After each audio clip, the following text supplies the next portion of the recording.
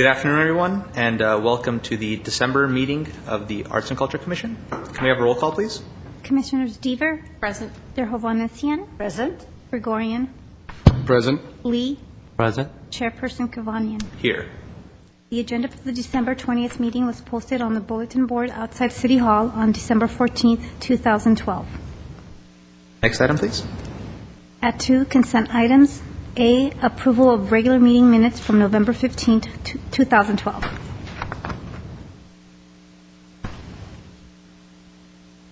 Commissioner Gregorian? I have a couple of corrections and comments to make, if I may, please. On oral communications, on the second line, end of the line, beginning of the sentence, it says, staff may refer the matter for investigation and report. Actually, probably the better wording is, commission may refer staff for that, or, commission and staff may refer the matter for investigation. And then in the same item, on number 4, would you need to, no, okay. And on the same number, item 4, we have the 3 speakers, which is good, and I think it would be a good idea just very briefly, as a, one sentence maybe, to tell us what they talked about. But the most important thing that I wanted to make sure that I clarify is on page 3, reports on Arts and Culture Commission retreat. On the second bullet point, almost towards the end of the paragraph, it says, it makes my comment and says he would like to be involved in any decision-making process, etc. Actually, I think this gives not a correct impression. What I really did like, and I still do like, to be involved is for the commission to be involved. So he made a comment that he would like the commission to be involved in any decision. Because I may be a commissioner today, I may not be tomorrow, and I still want the commission to be involved. All right? Okay. With that, that's my comments. Any other comments? Would somebody like to? If there is none, then I will move to approve the minutes based on those corrections, please. Okay. Is there a second? Second. Okay. Roll call, please. Commissioners Deaver. Yes. Derhovannessian. Yes. Gregorian. Yes. Lee. Yes. Chairperson Kavanian. Before I make that vote, Commissioner Derhovannessian, would you like to abstain instead? Yes, actually. You're right. And I will vote yes. Next item, please. At 3, introductions and presentations. A, Library Arts and Culture events presented by Chuck Wyke, Community Relations Manager. Thank you, and good afternoon again. I just have a few items. It's the end of the year. Happy holidays to everybody on the commission. We're winding down all of our programs. There's a lot of holidays involved, so we don't have as many events in December. January is going to be big. You're really going to like January. There's some good things coming up. But as far as our holidays, normally we're closed Saturday, Sunday, and Monday if it's a Monday holiday. The December holidays fall on Monday and Tuesday, and we are only closed Monday and Tuesday, December 24th and 25th for the holidays. So we'll be closed the Saturday and Sunday before. That's a little unusual. The other item is that the Montrose Crescenta branch will be closed the entire week from Sunday, where they're normally, all the way through January 1st. We have some renovation going on up there, and I heard good things. I think they're going to be on time. They'll get the thing cleaned up, and we'll reopen on January 2nd with all the other sites. Speaking of that, again, December 31st is a partial holiday for city staff, so we will close our branches at 5 p.m. on Monday, December 31st, all except for the Pacific Park branch, because the park is closed. The facility is closed all day. That facility, the branch, will be closed that day also, and then will also be closed, of course, January 1st. And we will reopen in 2013 on Wednesday, January 2nd. We have the Martin Luther King Jr. holidays. That's our normal holiday schedule, which is the Saturday, Sunday, and Monday, January 19 through 21. Early in January, before your next meeting, we will have another LA Opera Talk where speakers from the LA Opera volunteers come out and discuss a number of things. They're actually going to, this time they're really going to do the film and music. Had a problem with the last speaker. We have a regular book sale now that the Friends of the Library have started on the second Saturday of every month. They'll do 3 hours on our loading dock. They did okay in December, but I think after a few months they'll really start to ramp that up. It allows them to move the material in and out of the loading dock a lot quicker, so we're happy with that. There. So that's Saturday, January 12th from 9 to noon in our loading dock at the Central Library.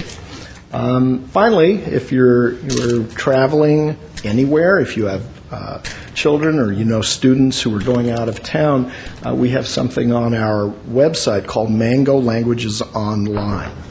And it's similar to Rosetta Stone or any of those other relatively expensive language learning systems.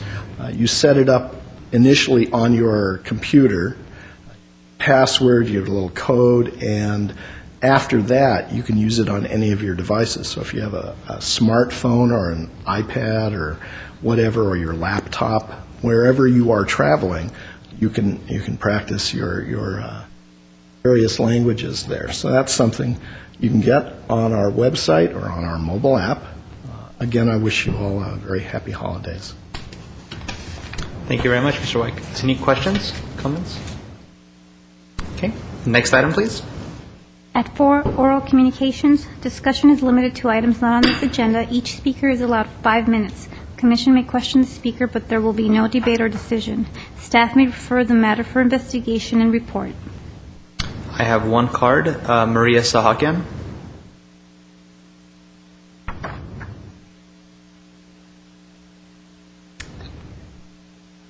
Good afternoon, everyone. I'm Maria Sahakian, Director of Marketing and Events for Glendale Arts, the management company of the Alex Theater. I'm here today to share with you some information about a few of the exciting shows we have coming up over the next couple of months. Rounding out the holidays, we have ASA Art Corporation presenting 2 performances of the world-renowned Russian jazz ballet performing Territory of Jazz. These shows are scheduled for December 28th at 8 p.m. and December 30th at 7 p.m. On January 19th, we have multi-Grammy Award-winning artist Arturo Sandoval performing with his big band in a benefit concert for the Glendale Education Foundation and Glendale Arts. On February 9th, we have the return of the Glendale Pops Orchestra with multi-platinum country artist Jody Messina for an evening of hits and love songs. Both of these performances start at 8 o'clock. We also will be hosting 3 performances of Menopause the Musical, the hilarious parody that has played to millions of women worldwide, on February 26th at 7:30 p.m. and February 27th at 2 and 7:30 p.m. In addition to our slate of upcoming performances, we're also very excited to announce that the Alex Theater expansion project will be moving forward. The $4.6 million project will culminate in an expansion of 6,445 square feet that will enhance the facility with an expanded backstage area, additional dressing rooms, storage and shop space, a new freight elevator to access the street and subterranean levels, a new passenger elevator, and additional stair and hallway access to assist with loading for productions. The 8-month construction project is scheduled to begin in July with a completion date of March 2014. Throughout this period, the Alex is scheduled to be closed for public performances from July to October 2013 only. So as you can see, there is a lot of activity we have coming up at the Alex over the next few months, and I'd like to thank you for this opportunity to share some of the information with you today. I invite everyone to visit our websites at glendalearts.org and alextheater.org for additional information or to purchase tickets. If anyone has any questions, of course, I'd be happy to answer them now. Want to know, what do you do to make sure that the whole community knows what kind of publicity things you have gone through? Sure. Well, we have, primarily as a rental facility, almost all the events that take place at the Alex are brought in by outside promoters that are responsible for their own advertising and promotions. But we, of course, enhance those efforts with our own publicity and advertising through our own monthly e-newsletters. We have banner advertising available on all 3 of our websites. Naturally, the Alex Theater marquee is a great way to get the word out to Glendale residents and all the thousands of people who work in the city. We also are active on social media sites online as well, and other online avenues that will, help our promoters and renters get the word out about their events as well as the ones that are presented by Glendale Arts. That's very important because we want to see the events that happens in our city. How many of our community, if there is a way to know, participate, and do we entice and bring in people from other cities as well or not? I don't know if there's a way to do that. Sure. With the mix of events we have at the Alex, of course, we have those that appeal to local residents in the community and in the surrounding areas throughout Los Angeles, but we also have productions that draw people from hours away. They, if there's quality programming at the theater, they will drive and sometimes fly from around the country to see what's happening here in Glendale at the Alex. Because, the ones that are within our city, that's great. We appreciate it. The ones who travel and come here, usually, that helps more of our restaurants and hotels and et cetera for the staying. So as far as boosting the economy, I do believe that it's great if we could really know how much or how many of the population that participate. But I don't know if there's a way that we could kind of have a census of it. We have some statistics available, and of course, we do have the means to gather additional data as well to enhance what we already know about what the Alex does for the community. Absolutely. That would be great. Thank you. Sure, Because no you're problem. one of our major sources, and we are very proud of Alex Theater and whatever is being presented there. I'm pleased to hear that. Thank you. Happy holidays to everyone. As a follow-up to that, just for curiosity, nothing to put you on the spot or anything, do we have any statistics or any numbers on, how many % of the Alex Theater patrons come from outside Glendale area? We do have statistics available. I unfortunately can't quote any of them offhand, but we'd be happy to share them with you. I think that would be nice to know, not only for us, but also for the city leadership overall, to know that, what kind of an impact does the Alex have, on bringing people from outside Glendale and, somewhat enhancing the economy and the local businesses with that. That would be nice if, just a wish.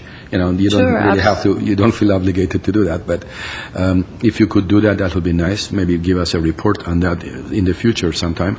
But I'm very excited about these programs that you're having. I'm absolutely looking forward and counting my days for this Arturo Sandoval event. Oh, yes. And, that's a big coup. I've been very excited. I've expressed my feelings in the past, and, they haven't changed. They have just been enhanced. So that's a big coup. And if we get at least one Arturo Sandovals a month, I think we will be definitely on the map for a very good reason.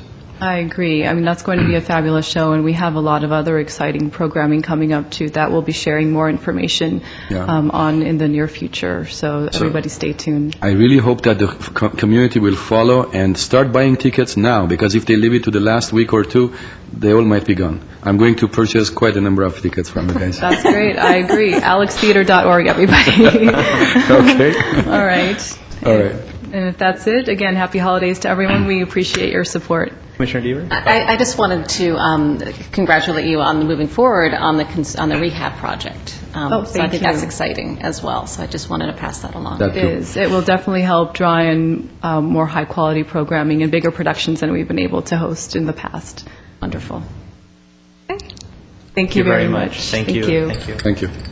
Actually, before we move on, I just want to say to my colleagues that the American for the Arts is the once every 5 years when we do Yes, the survey, thank you. That also tells us that kind of detailed information. But specifically about the Alex Theater? Yes. Oh, okay. About, well, it depends on which venues that we hand out the surveys. I think it is in most of the different organizations, but with Alex's, it's very interesting because, that's one of our traditional, well-known, with longevity and performances. So it would be great really to have the numbers because it would help us to see how we can support them or help them in different ways. Just wanted to state that, that's all. Having said that, next item, please. Item 5, business agenda. At A, action items, review and approve co-sponsorship request from Valley Nonprofit Resources. Commission, in November, Valley Nonprofit Resources submitted a request to the Commission requesting co-sponsorship of a free workshop they are hosting in Glendale in January. The workshop is free, and it's part of VNR's Glendale initiative, and the workshop is called Arts and Cultural Fundraising in the New Normal World, and essentially they're going to discuss how Glendale arts and culture nonprofits can collaborate on fundraising in the future.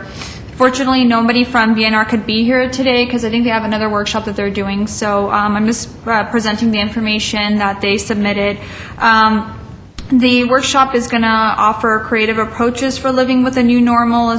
Essentially, the new normal is, given the recession and the lack of extra funding that's available, and how arts organizations can collaborate and take advantage of some grants. The two speakers are going to be Allison Sampson, Senior VP of the Colburn School, and she's a former fundraiser, as well as Mark Valdez, a former artistic director of Cornerstone Theater and now the executive director of the network of Ensemble Theater. So there's two prestigious speakers. Again, the workshop is free. It's going to be held at the Glendale Arts Conference Room, and Glendale Arts is one of the co-sponsors of the event. It is on Wednesday, January 23rd, 2013, from 4 to 6 p.m. Interested artists or even organizations can contact the Commission office to get additional information. Also, just to mention, VNR has been working in Glendale for the last 6 years, so they're not a new nonprofit here. They've done a lot of programming through the Community Services and Parks Department, as well as some of the other organizations in the city, like Glendale Adventist Hospital. That concludes the report. It is recommended that the Commission approve the Valley Nonprofit Resources request to sponsor the free workshop, and it's at no cost to the Commission, and it's just a matter of supporting this initiative. Well, I do believe that it's a wonderful thing, and we need to support them. I think we need to get a vote, or do we have to? How do we do it? Meanwhile, I wanted to ask and see, well, first let's vote on that, and then we'll get to the next question.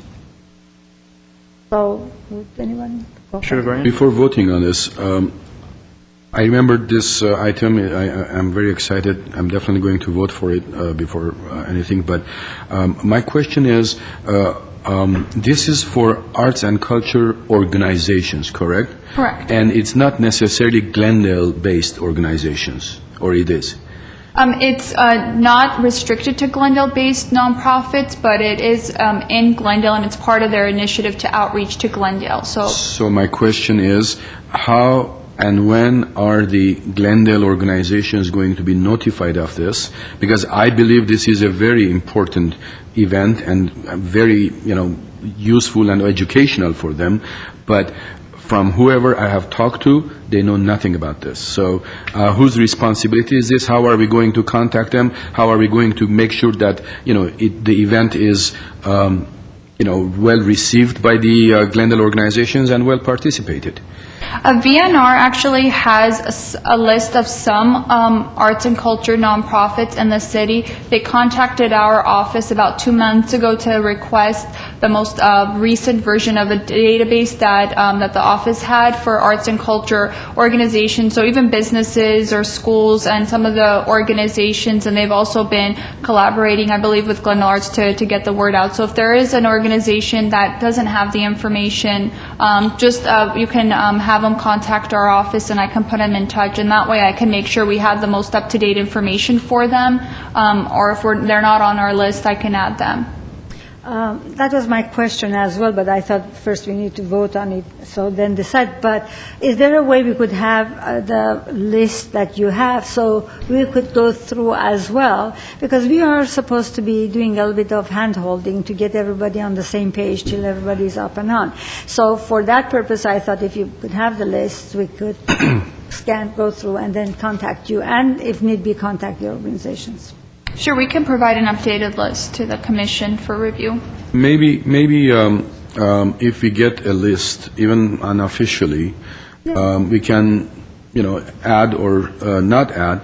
And I've always advocated a direct contact with whoever is responsible in that organization. Because usually when you send emails, when there is no personal contact, the personal touch and that closeness kind of evaporates, disappears, or at least diminishes.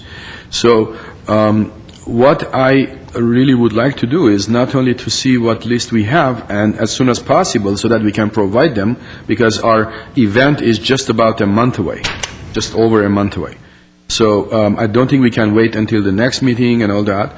And I think somebody should take the leadership, maybe either a volunteer commissioner or a staff, to contact this VNR and tell them that, we really expect them to, if we are going to co-sponsor this event, which we are, hopefully, after the vote, and, we expect them to, do whatever they need to do with a very close contact with Glendale organizations. I mean, that's basically why I would like to co-sponsor it. Since it's going to be in Glendale and it's going to be hopefully to the benefit of the Glendale organizations. We will also put it on the Commission and the Library Arts and Culture website once you approve it being co-sponsored. Well, yes, again, I know the websites are good, emails are good, sometimes ads in the papers are good, articles and the press releases are good. All of these are good, but none of them are as effective as a direct contact with a person who is responsible for the organization.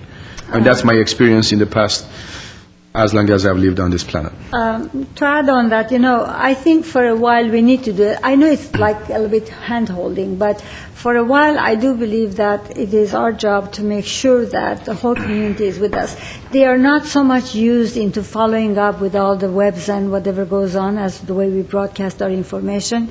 So when they really become involved, they really feel that they are part of whatever happens in the city, then it would be easy for them to say, just check your web every whatever. But for the time being, I think, at least for a year maybe, we need to make sure that with our community organizations, we are a little bit up close and personal to get them on board with us.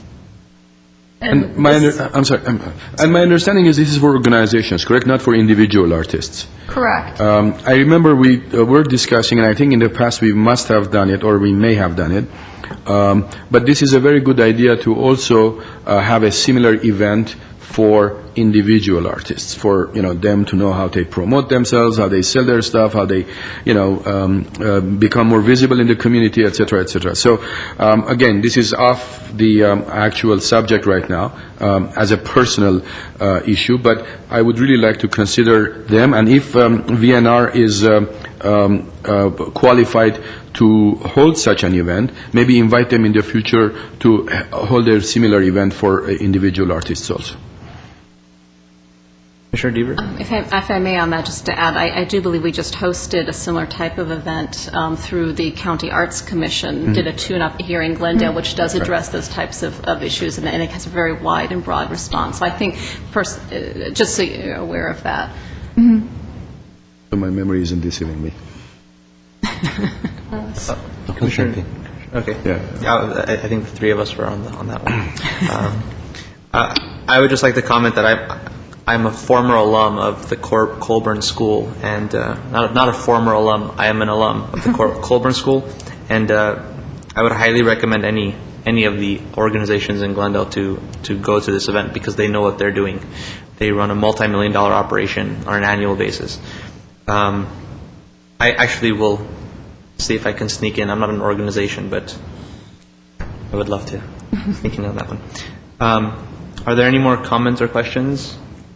Commissioner Deaver? One more, just to follow up on the contact. I presume in reaching out to staff about our contacts, that included everyone who came to last year's event that we held for organizations, which was pretty well attended, I think, by arts organizations of both for-profit and non-profit across the city. So I'm assuming that our list remains fairly comprehensive. Was shared with them. Yes. Are there any other comments or questions or a motion? I'd like to entertain one at this point. I'll make the motion to approve co-sponsorship with the Valley Nonprofit Resource. And I'll second it. Okay. Roll call, please. Commissioners Deaver, Yes. Terhovan-Essian, Yes. Gregorian, Yes. Lee, Yes. Chairperson Kavanian. Yes. Next item, please. At B, reports information only, report on request for mayor's commendation certificates. At the August 2012 meeting, the commission requested that staff bring forward a policy that enables the commission to request formal certificates to present to arts organizations and artists at events and other speaking engagement. I would first off like to thank the commission for their patience, and as we were preparing this report to bring back to you, one of the things that actually held us back is while we were looking at this policy, we found that the entire city's graphics budgets were eliminated, which also impacted us. So we had to think of a way how we could implement such a request that wouldn't be burdensome on our budget. So staff did look into an existing and long existing policy or process that lies within the city manager's office, and it essentially allows city commissions and departments to submit requests for mayor's commendations, which are formal certificates signed by the mayor and adorned with the city seal at no cost, and can provide an example so you can see what it looks like.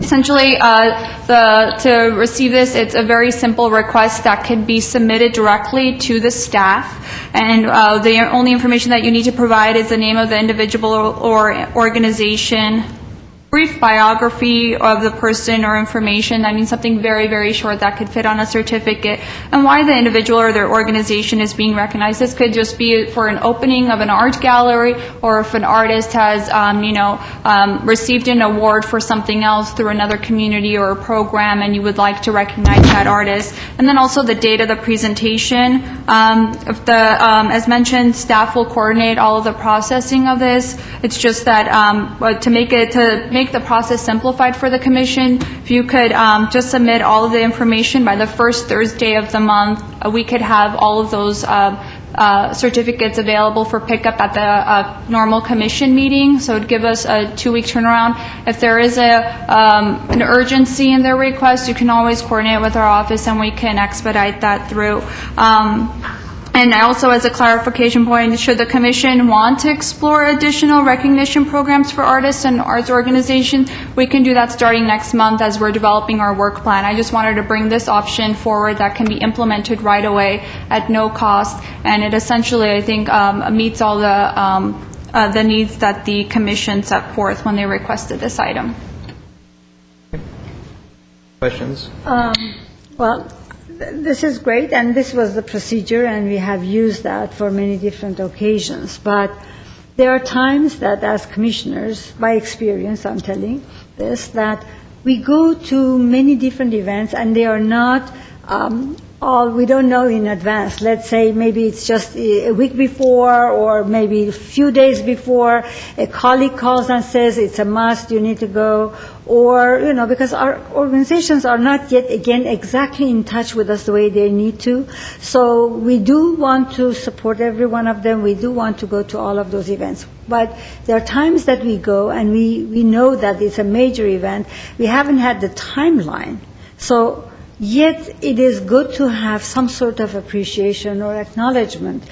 My view was that, that's great because if it's from the mayor, naturally, it has much more significance. But if there would be an opportunity that it could be just from the commission. And, on occasions that we haven't had the time to get through the process and the timeline, meanwhile, to show that we have been here and we are supporting. Now, regardless of the fact that it's from the mayor or not, I want everybody to know that whenever we go to any of such events in the community to support artists, we do not go as our individual who we are. We go as a representation of the city council and the city of Glendale. So that's how we represent. I'm here representing mayor whatever, or representing our Glendale council, or the person who has appointed us. So we are a representation, but nonetheless, we can have something, if possible, from the commission. So on short little things, it's a little kind of a recognition and appreciation that could help. They really get very excited, especially the artists that come from other countries. For them, that little, any kind of certificate from the city or the commission is major. It really makes them very happy and excited. So if it's possible, we can procedurize such a thing. That would be great. If it isn't, so I would like to hear. I was told that we could expedite the process if the commission was given short notice, but I can get a clarification as what that expedited process is if a matter of days or hours. I can clarify that, but the only reason I gave that 2-week turnaround is just to give us some time, but also to give the office enough time to be able to get it in time for this commission meeting, so commissioners don't have to worry about driving back and forth to pick it up. So I can find out what that expedited process is so that it can address your concerns, that if you find out about an event on Monday that's happening on Friday, can we have that certificate ready for you? And I will follow up, and I can just send you a memo updating on what that expedited process is. By experience, again, I've seen that they have been very good. City manager's office, there were times that I've called, and in 2 days, of course, Councilman Najarian has helped me in that process to make sure that that happens faster. But in 2 days, I've got it. But yet, if there is a possibility, if there isn't, the timeline would not work as precisely needed, if there could be a chance that we could even present it as a commission from the Library and Arts and Culture Department or the commission to do that acknowledgement on short leash kind of situations. Commissioner Goring? I might follow up on my colleagues' comments a little later, but I have a couple of questions. Do we know, generally speaking, when we say we don't have a budget for commission on this, what kind of budget are we talking about? How much is this one page certificate costing us? I don't know the exact cost, but I know certificates like this, if they are to be look professional, they're ordered in bulk, and it can cost hundreds, sometimes thousands of dollars, depending on how many you order. If it's a bulk? If it's bulk, but So per one sheet, do we have an answer? How much? When you get something custom ordered, they generally don't issue one-off printing costs. So, for example, the actual certificate itself, you can't purchase one. That's why you generally purchase the paper itself in bulk, and then they do sometimes the embossing and then the seal additional. So that's where the cost comes in. So basically, obviously, every time we don't invent the wheel. We have a template, and the emblem, the nice artwork, whatever there is, and basically it's a template. All we do is change the name of the artist, the event, the date, and whoever the mayor is at the time. Correct? More or less. I believe that's what it is, and they add the city seal and the ribbon and That's essentially. And there is, yeah, and obviously for each individual one, somebody from the graphic department has to put a little time, I don't know how long, but I assume not long, to make that happen, correct? So this is all, the paper, the actual certificate is purchased in bulk. The printing happens, I believe, just in the city manager's office, and the preparation of it with the signing and the ribbon and all of that it happens at the city manager's office. So basically, we both, without knowing that what exactly it's going to cost, we both think that if we have the bulk of the original papers and the whatever, the rest is, kind of much easy to organize and wouldn't be very expensive. That's my personal impression, and I believe that yours might be the same. So although this whatever we have in here is much, much, much better than what we had a few months ago, and I really would like for the mayor to be involved, whoever is at the time, and give the artists and the events the mayor's commendations, which is a great thing. But once in a while, as my colleague said, it would be also nice to have them recognized by the Arts and Culture Commission, for the very simple reason that the level of the art, the whole concept might be different. The mayor might not really want to just sign on anything, but the Arts and Culture Commission might, and I'm not saying that we should go against the mayor's will, or I'm not recommending anything like that, but what I'm saying is there are two different levels, there might be two different levels of recommendation. So although the mayor's commendations are great, and I really appreciate this, I think this is a great step forward, but I think we also need to give the artists, we have to reserve that option of also giving the artists some kind of a recommendation or recognition from the Arts and Culture Commission, for whatever reason. And I'm not going to even elaborate on that. I think although this is great, and I would really like this to be implemented as soon as possible, but I think we still need to work and expand this a little more.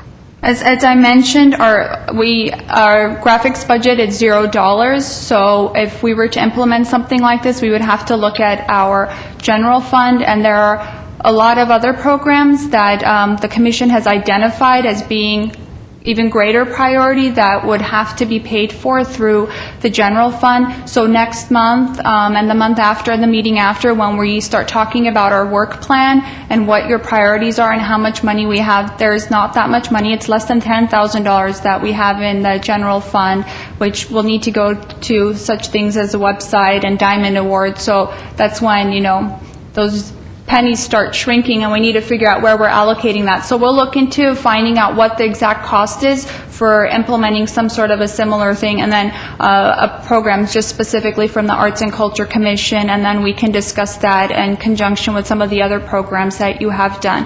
And also to clarify,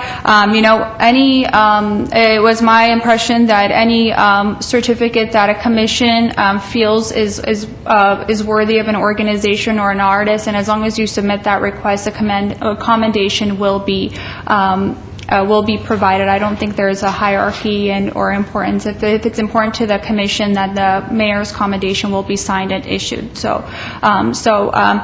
if you're comfortable with this, as I mentioned, we'll implement right away, and then next month, as we're developing our work plan, we can go into and find out what the budget is and see how much time and money it's going to cost. One of the reasons I asked for how much would each one cost is exactly that.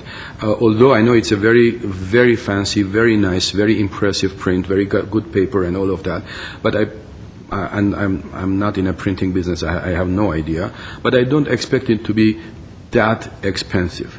And if we have to find the money from somewhere, we probably need to find the money from somewhere. But having said that, since we don't know how much each one exactly is going to cost, let's leave that discussion after you find out and let us know which one, what each one will be worth. But I already said what I feel. I'm not going to repeat it. And on the timelines, I agree with my colleague, Commissioner Derek Hovhanessian that, this kind of a timeline, first Thursday of the month and then third Thursday of the month and all that, are too rigid and too strict, and they cannot really be practically implemented. We might have an event which is on the second Friday of the month. And, the whole timeline will be, kind of be driven off the track. What I would really like to see is to give the staff as much time as possible, hopefully 2 weeks prior to the event, but also I would like to see if the staff, if the event is somewhat closer to that 2 weeks period, then staff and not only our Arts and Culture Commission staff, but other city staff also be a little more flexible and more accommodating, so that we will be able to go there with our certificates in our hands and make our presence, our support visible, and make the Glendale artists feel that yes, we do indeed support them in any way, and we appreciate their contribution to the life of the city. So this timeline for me just doesn't work, and let's work out a timeline similar that I just suggested.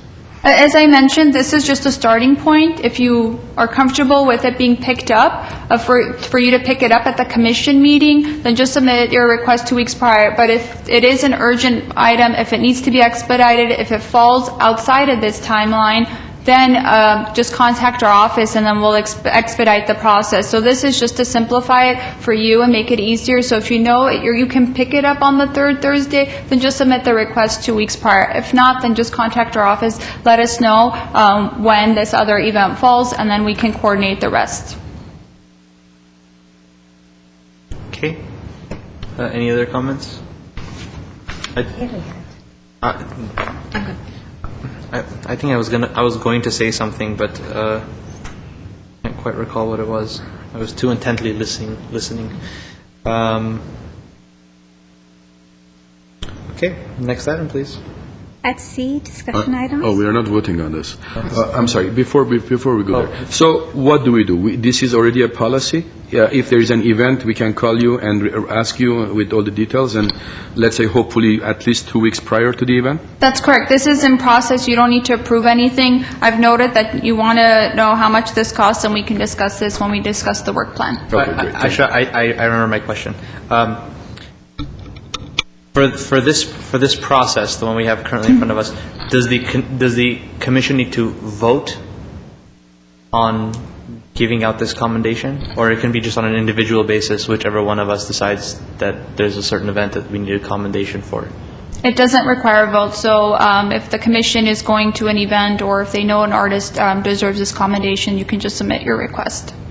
And obviously, it is a kind of matter of honor and trust that we are not going just to go have a certificate spree on whoever calls himself an artist.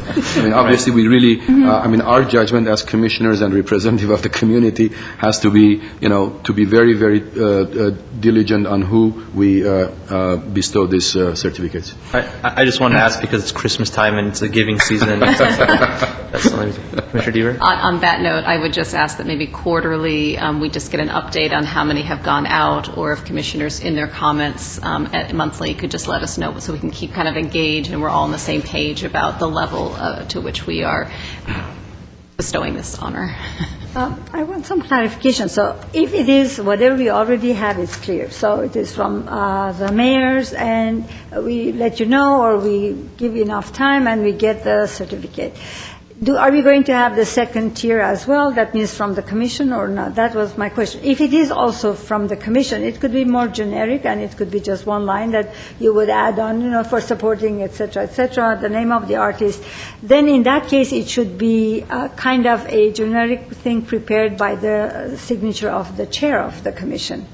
So if it's 2 tiers. If it's not, then we'll just process as you said. What I might suggest is that we come back at the next meeting with a potential design of that kind of certificate that the commission would sign off on, as well as the cost when that time comes. We will put Chuck Wyke on that one, since he is our community relations person who does a lot of our PR. And then you can take a look at it and see what you think.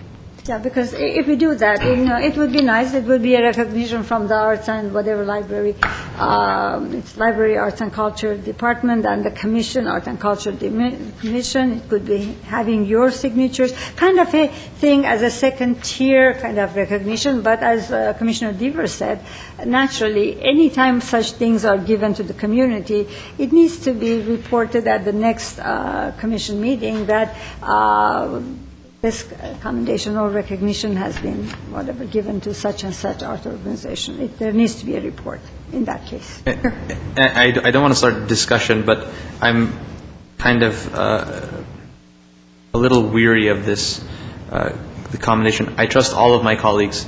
However, and I know it's not going to be a giving spree and so forth. I just said that in jest. But, I mean, a mayor's commendation is a pretty serious thing. So, I mean, if a gallery is opening up or is having an exhibition, they have an exhibition every month with a different artist. For me, I'm envisioning kind of the worst case scenario with this, in that every artist who has anything in Glendale is going to get a mayor's commendation. So I have to be. I don't want to start discussion on this because this will again come back to us next month. But I'm a little hesitant to kind of just pick it up and run with it at this point. I think the idea is that the commission would use their judgment and realizing that it is a commendation, that it is bestowed upon organizations, businesses, and individuals that have made a big accomplishment either within their within the community. So if it is an artist that receives international recognition or for example, then that's the appropriate time. If they do, if they're selected to do a large new public art piece in another city that's getting much recognition, or an organization that has accomplished something. So we trust the commission to use this the commendation carefully and sparingly and when deserved. So see, because right now all the things that you just said in terms of putting a little detail into it, none of that is listed here. So there's no criteria that we would be acting upon, and it's all subjective. So it's about who deems what in what way. So I mean, like for myself, I can say that I probably will not give out a mayor's commendation to anyone, because that's a huge thing. So I'm just saying for myself, and my colleagues can as they please. However, I'm saying for myself that again, I'm weary of this because, again, it's all about how we subjectively see what, a specific artist can do something very, very small, and somebody might see it and say, this is an amazing thing that they've done and they can change the world. And then somebody else might look at the same thing and say that's not all too, it's not that it's not worthy, but it's, and I know Mr. Grant is kind of getting, you're not getting uncomfortable. Oh, okay, just making sure. I just want to make sure that, I said I don't want to get into a conversation in detail about this, but I want to stress to at least my colleagues that if they're going to go for a mayor's commendation, that they do think about it. And again, I trust all of you, but it gets to a subjective gray area, which I want everybody to be aware of, and that's all I'm saying. May I recommend that we come back with some suggested guidelines for next time for your review? I mean, I think we've heard a lot of input from all of you, and if we can come up with some suggested guidelines. As long as it's broad and flexible, yes. Right. Because I can see actually the chair's point. Of course, that's why I was suggesting, the mayor and also the commission with two different levels. But I'm not really trying to dilute one against the other or have one inferior to the other. But basically, I think the chair has a point, and we probably should be very careful in who we give what kind of a certificate. So basically, that's it. But giving the certificates out and recognizing them and appreciating them is a very good feeling for them and for us. Thank you. That was productive. Next item, please. At C, discussion items, review and provide comments on draft arts and cultural plan. So I guess this is one of the big moments you have all been waiting for, is to review the arts and cultural plan for the city. Essentially, when the commission held its retreat, the commission prioritized just the strategic direction of both the commission and arts and culture in Glendale. And we used that information and to prepare this draft. At last month's meeting, I provided a recap of a lot of the discussion points from the retreat and provided a list of a lot of the priorities and the programs and the community resources. And some commissioners had some additional comments. Essentially, the purpose of the plan is to create that comprehensive vision for the arts in Glendale over the next 5 years. And essentially, the plan creates, that larger picture vision and also the flexibility for the commission to begin to make a lot of the policy recommendations and decisions and to engage in those discussions. But it also provides structure for the programs that can take place using the Urban Art Fund as well as the general fund. So we want to keep the plan flexible to allow you to engage in those high-level policy discussions, but to provide structure for when you're issuing grants or RFPs that when you're awarding that, it's reflected in a lot of the goals and objectives that we've written in the plan. We've identified 6 goals in the plan, and I can quickly read them for community members who may not have this in front of them. The goals are raise visibility of arts and culture in Glendale, use arts and culture to encourage community pride and neighborhood beautification, use arts and culture to encourage visitor attraction and economic development, grow and support Glendale's identity as an innovative and creative community, advance the role of arts and culture in city government, and use art as an educational tool to address social and cultural barriers. And just to dive into the structure of and how the plan is laid out, essentially the introduction is a standard introductory language that we use in a lot of policy documents. I will just make note and thank you to Commissioner Lee for bringing this up. Glendale's still the 3rd largest city. Actually, Santa Clarita is very close to surpassing us. I think there are only down about 5,000 residents. So I think within the next couple of years, they will beat us out. But as of right now, we're still the 3rd largest. So Report says 4th. I know, and so I will be making that change. I thought they had already surpassed us. I think they were anticipated this year and next year to beat us out. And Probably no point in that case. but Paint it again. but we're still 3rd largest, so I'll make that change. On the next page is essentially the executive statement, why we're doing this plan and what the plan, what the purpose of the plan is. Again, it's just to create that comprehensive vision, and it reflects basically the community's and the city's investments into the art, as well as Library Arts and Culture Department mission and the vision and the mission for the Arts and Culture Commission. Essentially, the goals incorporate the combined theme of civic leadership and improved communications with the communities, and those are the fundamentals to be able to conduct more arts activity. And then just getting into the objectives and strategies, we identified objectives and strategies for each goal to fulfill the mission of the commission as well as the plan. Just to note, the specific implementation strategies, the responsible parties, timelines, budget, milestones, all that information is then what gets reflected into the work plan. So this is a very a broad document, and then we can get really specific in terms of exact programs or policies as we develop our work plan each year. And a couple of commissioners have provided some feedback on each of these goals and some of these strategies, but if you'd like, I can just go through broadly and kind of discuss some of these goals and the objective strategies and some of the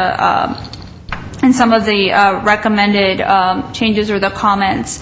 With goal number 1, raising visibility of arts and culture, the 3 things that we heard loud and clear at the retreat and when we were brainstorming was to promote the activities and opportunities to the community and to the region, as well as to encourage art organizations, and that actually includes creative businesses to promote Glendale as an arts and cultural destination. So it's not just the city promoting itself, but anytime, an organization or a business is doing some sort of arts-related activity that they recognize is taking place in Glendale. And of course, most importantly, raising visibility of Glendale artists, and that could be achieved through an arts and culture website and having that artist registry. And these are all things that I think all of the commissioners had said that the website is their number one priority. I think it was the one item that every single commissioner, remember the sticker exercise that had 5 stickers, so we hear that loud and clear. Goal number 2 is, again, using arts and culture to encourage community pride and neighborhood beautification. This goal really is all about collaborating with departments and other organizations. For example, developing arts-focused neighborhood beautification programs would require us to just work with other departments and other plans that are taking place. For example, for Objective 3 and Item A, how do we use art to create connections from neighborhoods to downtown using bike paths? How do we encourage other departments to put a art component in the bike plan, for example? We wouldn't be undertaking that responsibility of developing the bike plan or any of that work, but we would encourage that department to think about how arts can play a role. Enhancing communications with residents and businesses. This is an important, objective, and it's something that we heard over and over in our communications. And I think a recommendation was, of course, to encourage, public art projects that involve the neighborhood, youth, and businesses. So how can we facilitate that discussion? And number 1, I was kind of working backwards. Perfect example of 1A is providing training on various aspects of public art through workshops and mentorships. Could be exactly the workshop that VNR is doing, but maybe structured a little bit differently. For goal number 3, this is, I think, what cities like West Hollywood, Pasadena, and Santa Monica do well. When somebody says Santa Monica, one of those cities, they automatically think of their as an arts and cultural destination. So essentially, that goal, is going to help bring Glendale to that place. And number 1, developing the downtown as a multicultural and multi-generational gathering place would mean how do we create a signature event for our city, and then also how do we support a lot of art activity happening. Specifically, we could do that, again, through RFPs or grants that we encourage other organizations and groups to develop the program. And then also another thing that the Commission can do is facilitating the use of venues. In both the downtown and creative corridor for arts and cultural activities. Sealy's did that very well for their opening. They wanted to be a little bit innovative and have some exciting activity happening in that building, so they collaborated with artists, and they were able to join the two together. Goal number 4, again, this is building how do we grow Glendale's identity as innovative and creative community. Again, this is a lot about discussing and developing policies or initiatives that create that discussion, whether it's facilitating public and private partnerships that either fund, develop, operate, maintain, do any of that for new multi-use facilities. It also means collaborating with both city departments as well as outside organizations to discuss and recommend art policies that can attract arts and cultural development, businesses and organizations. And then another strategy under the second objective, which is, how do we nurture arts and cultural activity? Well, we can explore the possibility of expanding on what we did in the Downtown Art and Entertainment District to create art zones in other areas of the city. How do we create that organic growth of the art zones rather than, forcing it on specific areas? And B would be, continue to expand. I mean, we just approved the temporary art policy, but I think you're all eager to expand it as soon as we approved it. So that's something else that we could discuss at a policy level.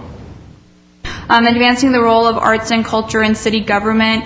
This is essentially how do we integrate public art into planning and development of the city's infrastructure? How can we encourage other departments to see, art as a wonderful addition to any projects that we're doing? And a second objective that was identified by one of the commissioners, I believe it was Commissioner Deaver, to identify alternative permanent funding sources for the arts in Glendale is something that she felt should be included in this. And finally, the use of arts as an educational tool to address social and cultural barriers. This was another area that the commission focused on and felt pretty passionate about. Again, is how do we foster that education within the community by collaborating with the within the city organization as well as outside to be able to integrate arts and culture and community outreach.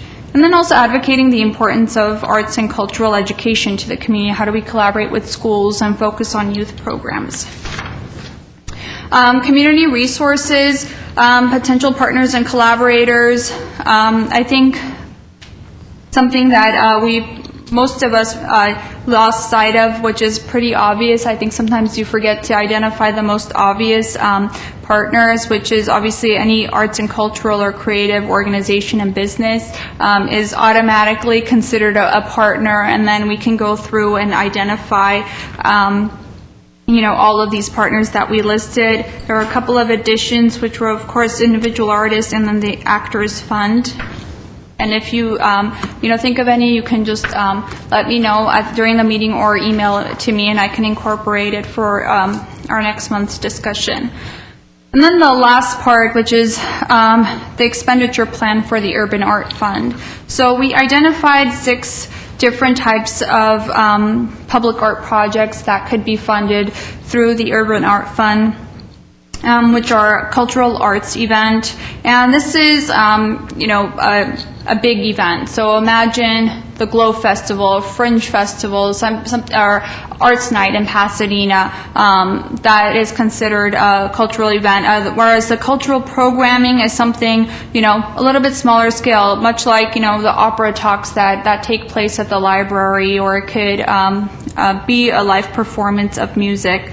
Mural, neighborhood beautification, permanent art, performing art, which could include, program at the Alex or Center Theater, or something that takes place in the City Hall Plaza.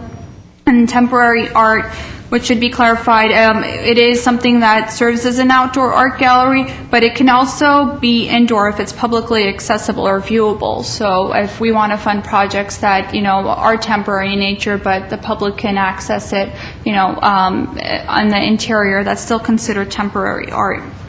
And the most important thing to note is, and when we were reaching out to communities to find out how they're expending their urban art money, a couple of cities are very, very limited. They've actually designated certain percentages of, for example, 65% has to go to permanent art, whereas 5% only goes to cultural programming.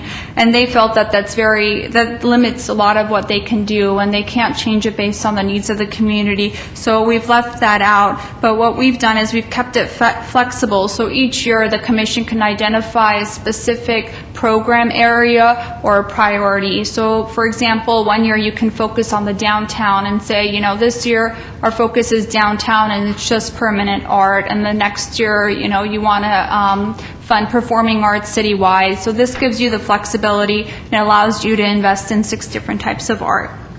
And essentially, we will identify all of these art projects as we develop our work plan. So we're not going to identify, for example, exact projects or programs. You'll think of ideas of how you want to allocate that money and figure out how we're going to be distributing those funds. And we'll do that when we develop the work plan. And part of the expenditure plan is being cognizant of the fact that this money is not always going to be there. We're not always going to have new funds that come in, and it's to plan and project this for a 5 to 10 year cycle. So one year, we might have one budget amount, for example, $100,000. The next year might be less or more, but we want to try and average it out so it can last between 5 to 10 years.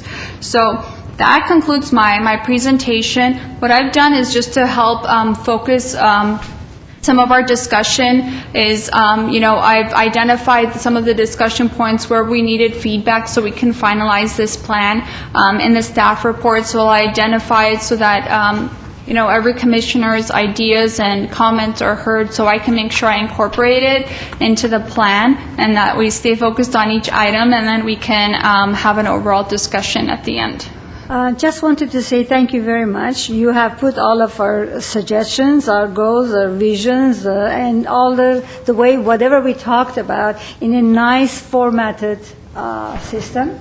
And you explained and expressed our visions and our thoughts and our wishes very well. So now, when you have given some dates, I know Yes. this, but I can't find right now, that we are supposed to sit back and now go with a tooth comb and kind of go through and see if we need to have anything modified. Which I think it was very comprehensive, it was very well done, but what are the dates? Sure, I'll go through that. Thank you for reminding me. Essentially, the intent is for us to go through the plan and for the commission to discuss specific areas, make any comments, recommended changes as needed today. At our follow-up meeting, January 17th, we'll provide you hopefully the final plan for you to review and recommend approval. And then February 5th, we will take it for the council's review and approval of the plan. And recommendation for January 17th is to open it up for public comment and dialogue, so we can let the community organizations know that we're going to be reviewing this. And at that point, it'll be near final, so they'll know what they're reacting to, so that the commission can get some feedback from the community, and then that way when we present to the council, we can assure them that this has been vetted out by both the commission and the community's been well aware of it.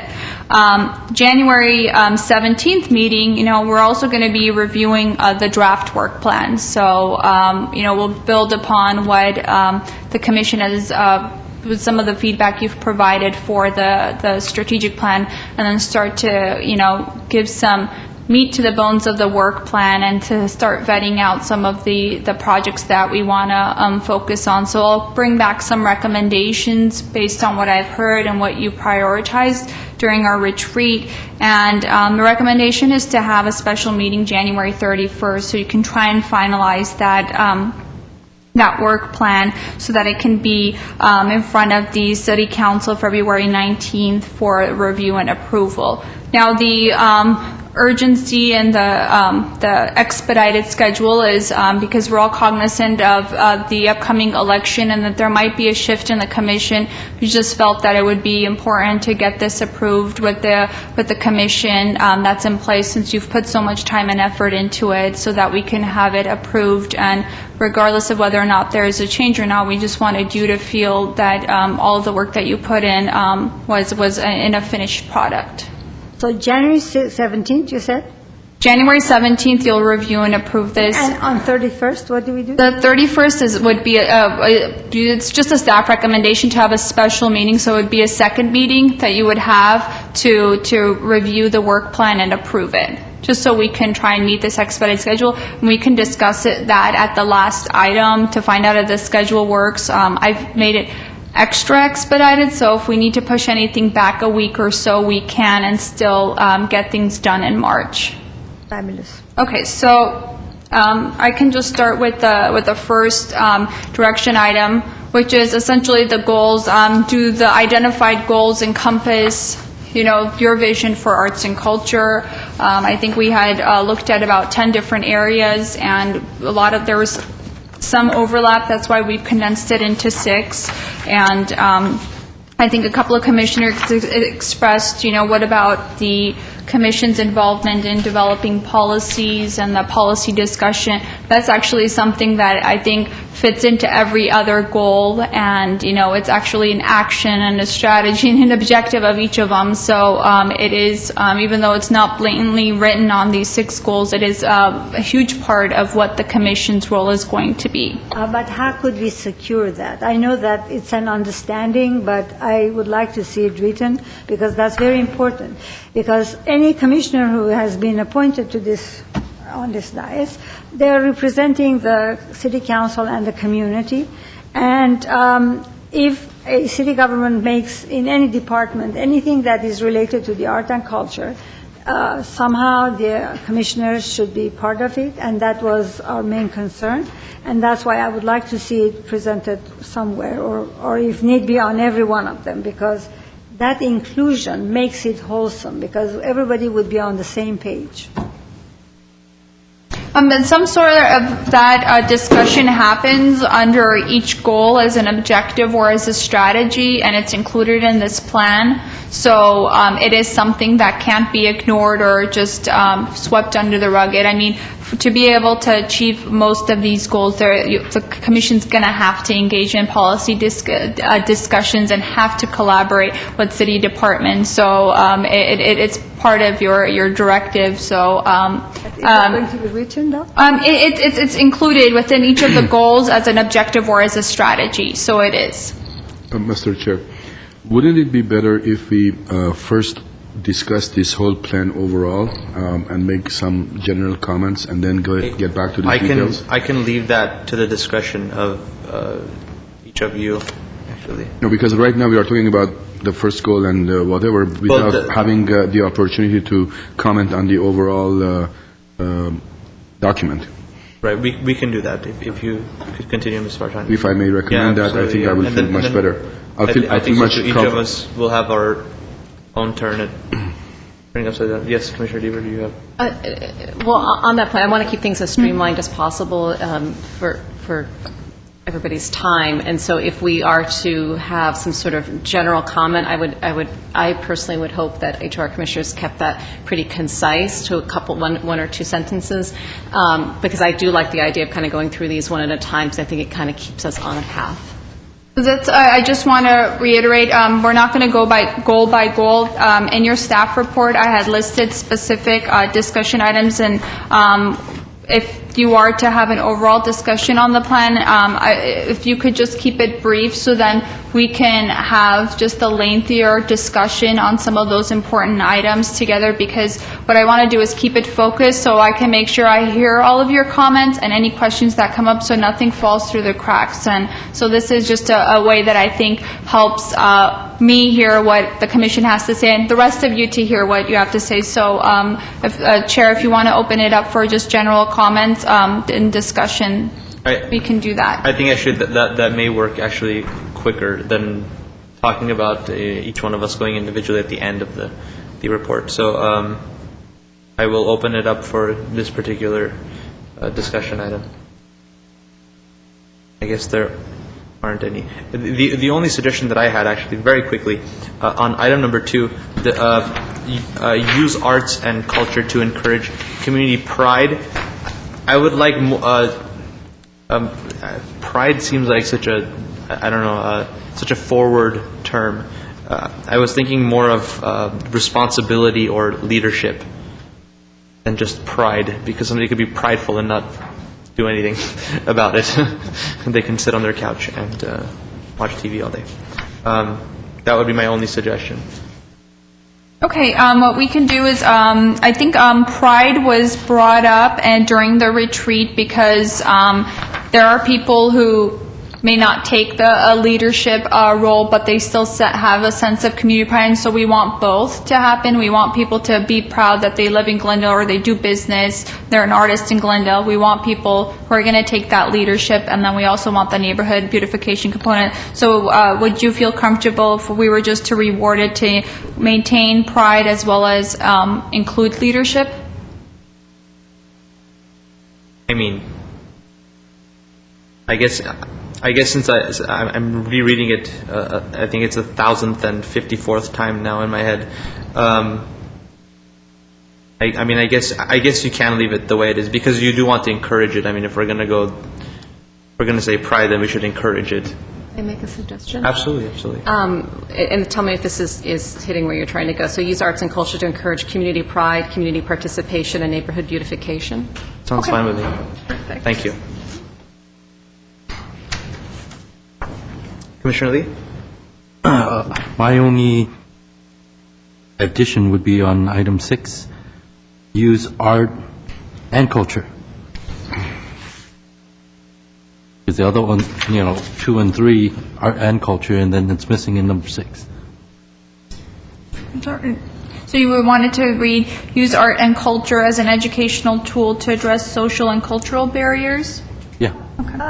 I have, but when you talk about using art, that means through art you introduce and educate the community about the culture. But by culture, I don't know how you would do that. To me, what is here is already complete, but that's my way I can see it. You do not, by culture, educate people. By art, you educate people about different cultures and cultural aspects. Well, cultural events, you will educate, That could be, then cultural events. which is culture, is still within the broad scope of the culture. Art and culture, right? Using art and culture, Okay. right, would be. I think that's going to need some massaging out. I mean, do any of the other commissioners have an opinion? Would you like to include and culture so that it reads, use arts and culture as an educational tool to address social and cultural barriers? I think it's just semantics. It can go either way. Yeah. Okay. Commissioner Lee, if you feel strongly that it should be included, we can include that in. This is something, It'll just coincide with everything else, that's all. okay. You want it to be balanced, that's fine. I just want to make sure what you want is included in this plan. Okay. I actually tend to like the way it reads, Yes. and it sounds like culture is reiterated with Voice. cultural bound barriers. It just looks nicer, I guess, for lack of better terms. I'm not a big fan of repeated words Yeah. either, actually. Okay, then I'm okay. Okay. This is But the same. but thank you for noticing that. I think that Okay, let's go. Next. Okay, thank you. Okay, the next discussion item, the strategies. Are there additional objectives and strategies that need to be included?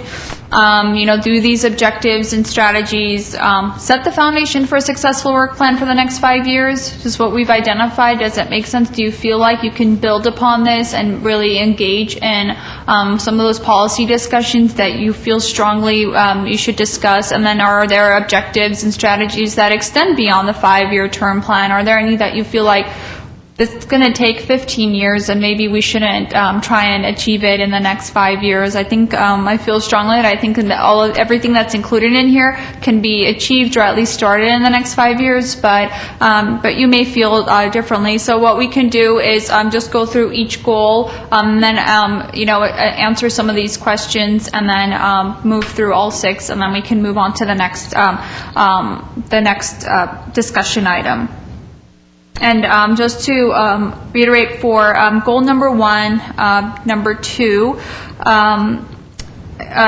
Commissioner Deaver had recommended encouraging the collaboration between arts organizations and businesses.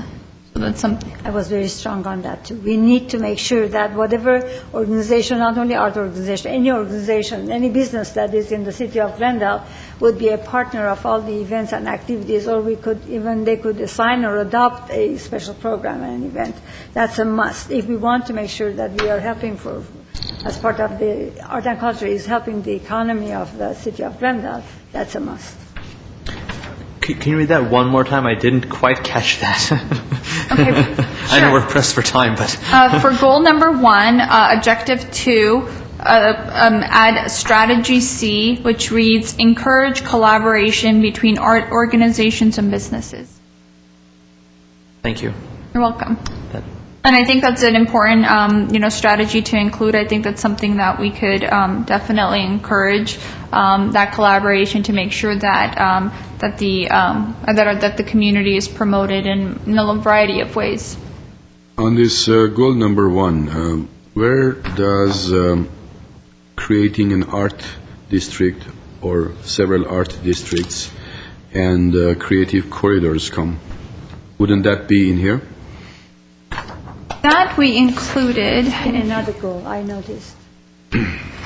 But it should be, since it is talking about raise visibility of arts and culture in Glendale. There's a lot of cross-connected items. So actually, in speaking with Ms. Vartanian, actually, she helped clarify some of those for me. We included that as part of goal number 4, objective 2A. Rather than consistently repeat the same objectives or strategies over and over, I listed them under the goal that I felt like it best fit. Well, but that goal number 4 talks about downtown arts and entertainment district.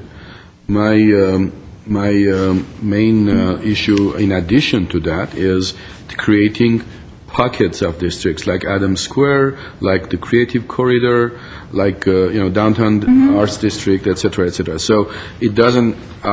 Yes, I did realize that. I read this on goal number 4, but that doesn't encompass the entire idea.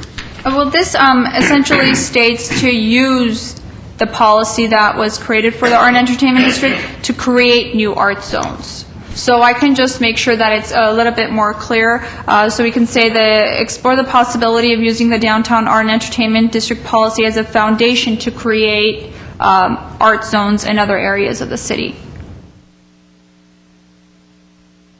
And actually, that could also fit into goal number 2 as well. So, just saying. And yes, and Cross correlation. There is a lot of overlap, and rather than to consistently repeat, I left a lot of those objectives and strategies under the one goal that it best represented. So if there are any additional comments on goal number 1, we can jump to goal number 2. Go to goal number 2. Okay. Again, are there new strategies and objectives to be included? Do these extend beyond the 5-year term? And then do you feel like these strategies will help you develop a good work plan? I think we discussed about including another strategy for number 2, enhancing the communications with residents and businesses, is to encourage public art projects that involve, neighborhoods, youth, and businesses. And actually, if I may add to that, Sure. even Glendale artists, specifically Glendale artists, if we can have some specific, or at least give them priority, I guess, in when we have an We can RFP or something. Number 1, wasn't it? Not necessarily Glendale artists, because if there is a good artist, great artist, let's say living in Atwater or Burbank or let's say Eagle Rock or somewhere, why wouldn't they be part of this? No, right, which is why I changed that to saying give them priority in certain matters. It doesn't have to be in everything, but. Because obviously interrelation between artists from various communities enhances both of them. Would you want to include, because objective 1 does discuss involving, increasing the involvement of Glendale artists in public art projects, and I think what was identified through the retreat was not only to provide the information to artists, but it's also to educate them how to go after a lot of these public art projects. So if you feel like a strategy is to explore ways to give preference to Glendale artists, is that appropriate to include it in plan? Can we include that? To explore opportunities to give preference to Glendale artists? We can do that so that that's something that the Commission considers each time you're developing a policy. Is there a way to look at that? In this particular case, I'm not quite sure if that is necessary, because it's not, let's say we have talked in the past, as an example, that let's say the brand gallery should concentrate or at least give more time to local artists, which, on its own merit, that's in my opinion, a valid discussion. But on this whole situation, on this issue, I think if there is a great artist coming in town and, having some kind of an interaction with local artists, I think the local artists will be very excited and host this guest, so to speak, artist with open arms. And this is not an event or something that we are trying to promote the local artists. We are trying to enhance and raise the level of arts and, the interaction with the artists. So I really don't see a reason to even mention local Glendale artists, although they will benefit greatly on this. Commissioner Deaver? If I may make a suggestion, I think it is a nice thing to note in this plan, and I think under Goal 4, where we are growing, supporting Glendale's identity as an innovative and creative community, under the policies and initiatives, under objective number 1, adding a strategy that incorporates some sort of preference or policy discussion with regard to giving preferences to local artists when it's appropriate. And then going back to, because I was the person who had suggested adding to goal number 2, objective 2, strategy number C, that encouraging public or art projects with the neighborhood residents, youth, businesses. And when in thinking about that, it was things that would encourage local neighborhoods to take leadership, and there might be artists among those neighbors. And so I wasn't calling that out specifically, but it might be a neighborhood who goes, gosh, I really want to work with our youth, and we've got this great park. I want to implement this particular project. And that was my thought behind that. Okay. Also, another point, and I'm kind of afraid now at this point to see if it's appropriate under this item or not, under this goal or not, but to create some kind of stakeholder groups. I mean, we can create art zones in neighborhoods, but then who's going to kind of manage them or look over them? I'm kind of strong about that idea of stakeholder. I think I mentioned that about 562 times during our retreat. So because I think we do need community members to step up into that leadership position. I mean, we can talk about community pride and so forth, but what good is it if that pride really belongs and is really achieved by a handful of people? Then it's. So how do you envision this? What I envision is just like we had talked about in our roundtable discussion about having a group of artists who can band together. And especially if they're living in the same community or their studios are in the same community, they can band together and create something for themselves so that we don't have to, as a city entity and as a commission, to kind of be responsible to both macro and micro manage some situations. Like, for example, how Michael Sheehan, Mr. Sheehan came up with an idea and then he pretty much took it on himself. I mean, that's what I'd love to see in this community, and there's not quite frankly enough of that. So as a strategy, you encourage community members to create neighborhood art groups or stakeholder groups. Is that what kind of you're envisioning? That is, yeah, roughly. I'll think of better terms hopefully by next week, or not next week, but next meeting. But that's roughly the idea.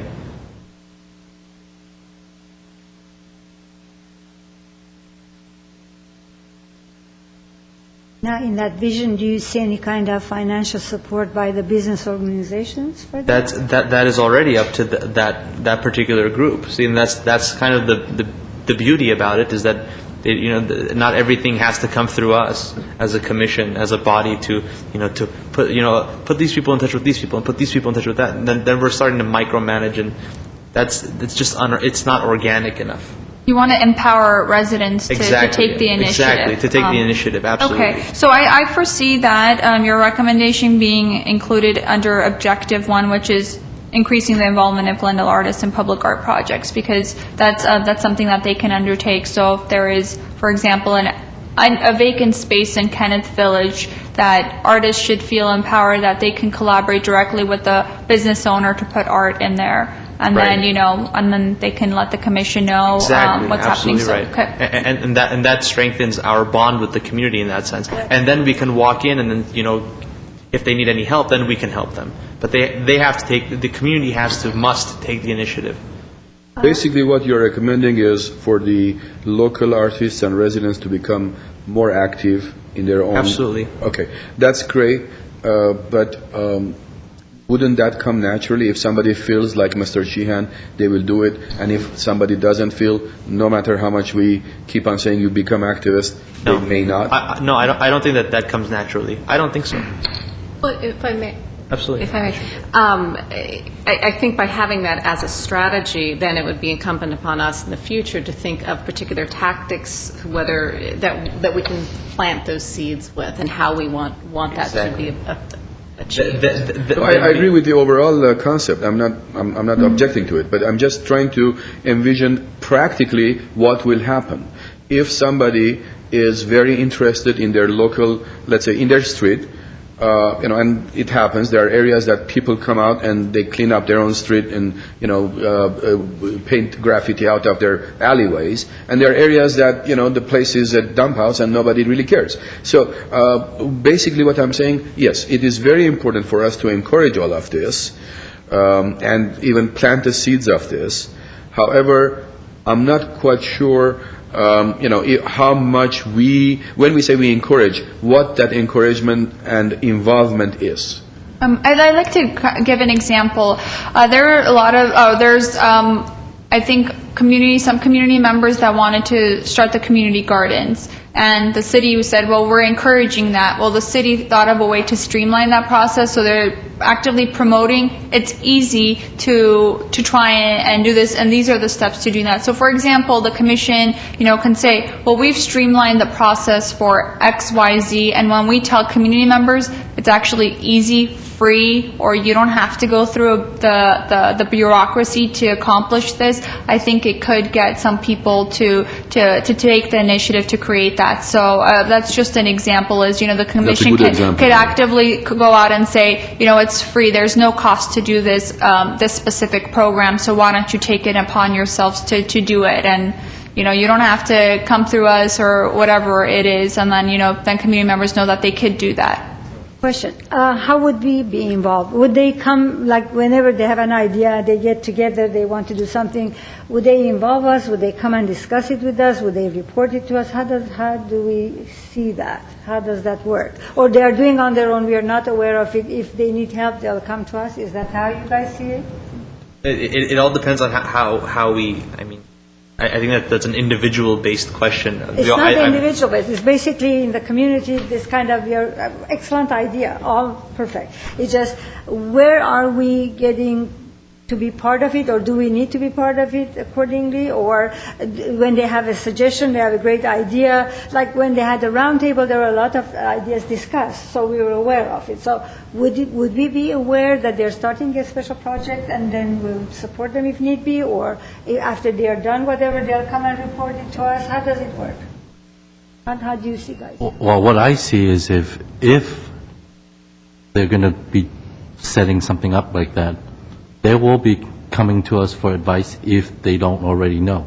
If they already know, by the time they're already in the plan, we'll find out about it, because they're going to use us as a tool to help them advertise, promote, and to utilize events or things that they're doing. So we will end up being involved sooner or later. So first, either they'll come and ask, or then when they're in the process, we'll get involved. So there's no clear thing. The reality of it is we hope not to be involved, because if they know what they're doing from all the things that they learned from us, then they can do it on their own. Then they'll just come to us or introduce it to us somehow in some type of media form. Then we will help them promote it and embellish what they come up with, instead of us having to babysit them, keep an eye on them. I don't think we should require ourselves to be that kind of role. When are we aware of it? Before the inception of the project, or in the process, or at the end, or all through? Well, it's a situational basis. Situation? It's, of course, because we don't know if if an organization needs us to help them micromanage a project or macromanage a project. As far as I'm concerned, I would not like to micromanage every single organization and group. So I think our goal then again is to kind of just to spread the seeds, make sure it's growing when we can see that from a distance. And as long as they don't necessarily need our help, and of course I don't think none of the organizations expect any help from us at this point anyway. So we have really nothing to lose by doing something like this, and especially by creating little circles where arts organizations start becoming interdependent. and they can depend on themselves, so then they don't have to come to the Arts and Culture Commission with every single question that they have, or what have you, and not that they do already, but just saying.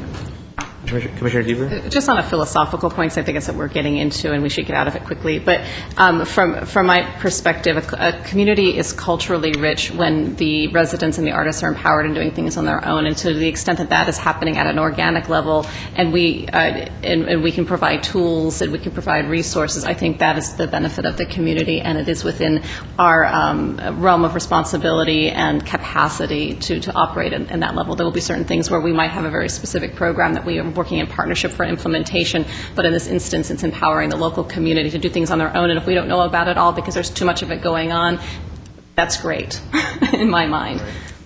Absolutely. Okay. I wanted clarity on that. Okay, if there aren't any additional comments on goal number 2, we can move on to goal number 3, using arts and culture to encourage visitor attraction and economic development.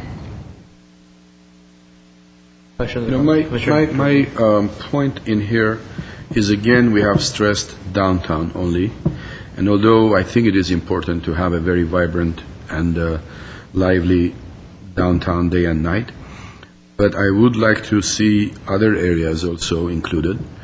And there are a couple of venues that quite often we overlook and somewhat even forget. And although it may not be in a library or arts and culture venue, but they belong to the city, and I would really like to see them being used, appropriately for the arts and culture activities. One of them is the Civic Auditorium, which strangely is completely absent from this report. I think that's a very good venue for us to be able to do a lot of things with it and have a lot of reasonable activities in there. And also, maybe to some people's surprise, I think the Dukmejian Park can have a very high potential for some really interesting art activities. For instance, they have a place where we can have an open-air theater organized, which I think would be fabulous, just next to the barn. The barn itself could be a very good resource, and I'm not quite sure, what's happening with it. I know it's going through the renovation, and I'm not going to jump ahead on it. But, we really have a lot of good resources, and I think we should use, I don't think we should kind of ignore or discount those.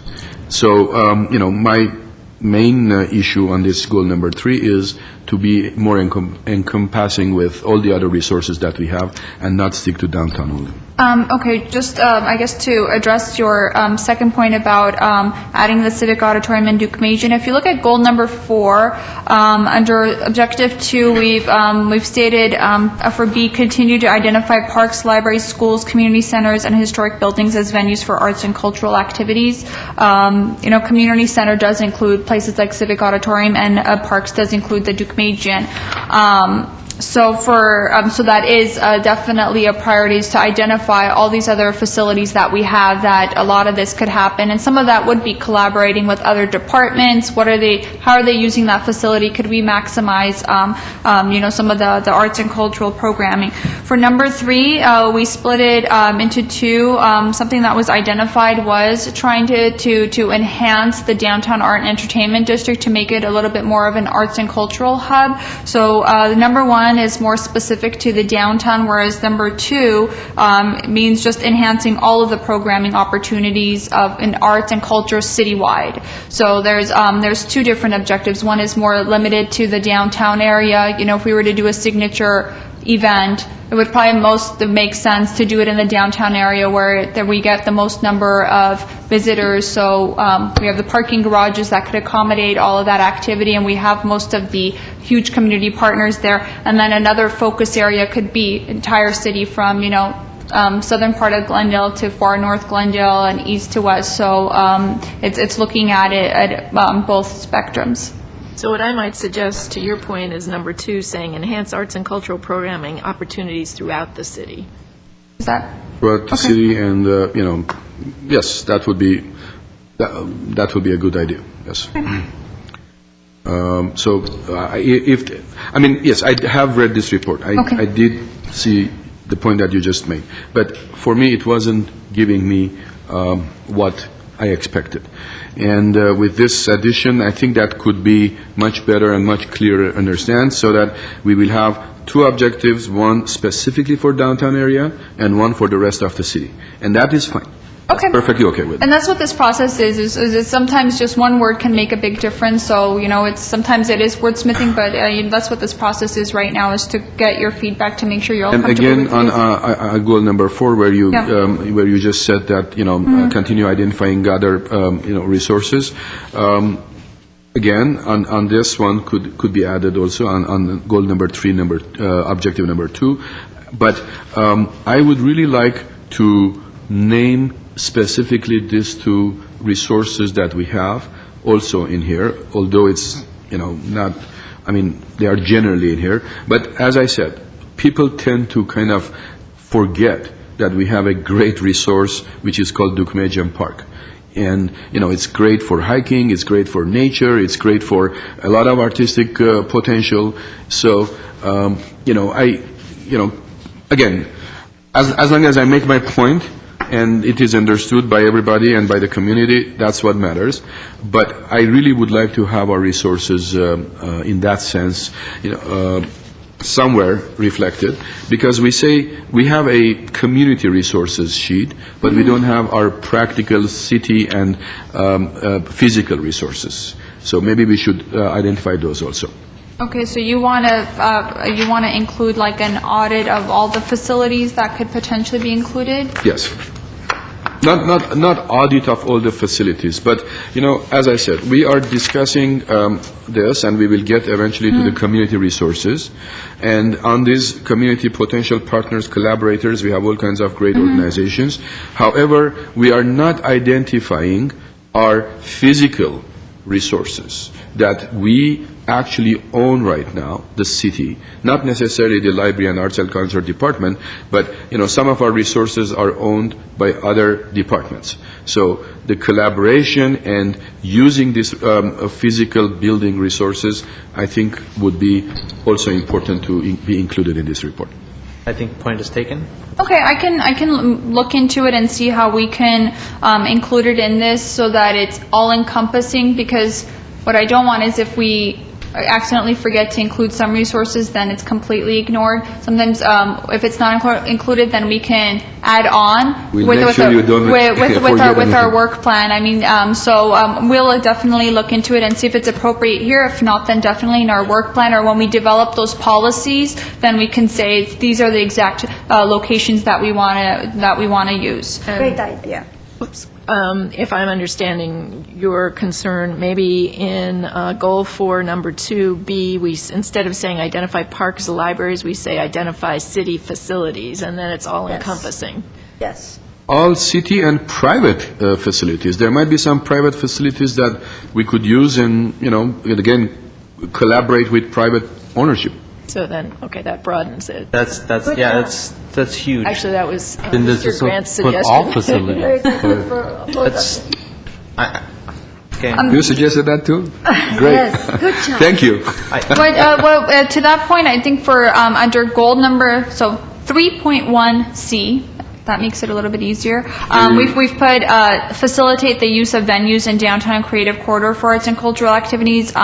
We can maybe put something similar that says, facilitate the use of venues citywide for. That was downtown. You are talking about A. I know. So what we could do is we can reword that from 1C and put something similar, one that's respective to city, and then say we can facilitate the use of venues, private venues citywide for arts and cultural activity. That way then we don't have to do an exhaustive audit of every facility. When we find out a venue is available, then we can put them in touch with somebody.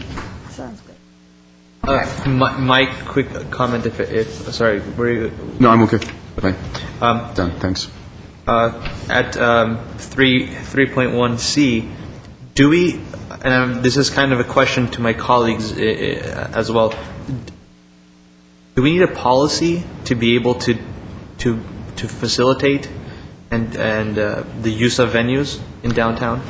For example, an example could be the Sealy building, if, Sealy went on their own to get artists, but they could have come easily to the commission and said, we need artists who are willing to put their artwork in our building, and we wanted them to do it for free. So the commission can, discuss it and decide, let's just send out an email or put it on our website that this, opportunity is available. That's facilitating, it's just putting them in contact, and it could be enhanced. But I don't believe we need a policy to be able to just put, artists and businesses together. Just wanted to make sure. And that's a good idea. Commissioner Bieber? Okay. I have very good some examples. One quick thought on Goal 3, Objective 1B strategy. When I read that, it just, and this was, I guess, for my colleagues, it was a little bit of a red flag that it sounded like we might be undertaking the implementation of our own annual signature event. And so I would entertain verbiage that softened that a little bit so it doesn't raise a red flag for it. I know what our intent is, but I don't know that outside readers will. And also the consideration of adding on to existing signature events where it's appropriate some sort of arts component. It's happened a little bit with the Unity Fest and others, but not in a really directional type of way, and I think that's something that could be added to that. Sure.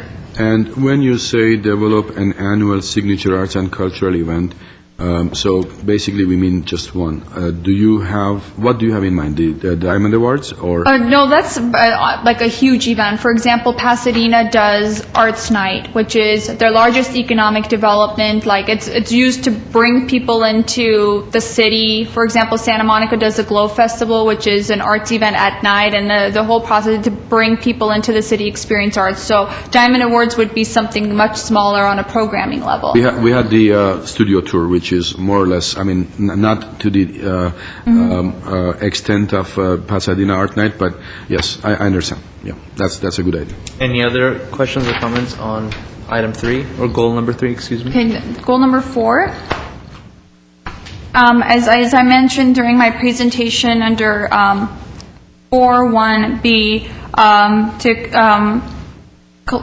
just to expand that, so we could collaborate or partner with outside organizations and city departments to discuss and recommend policies that can help attract. And then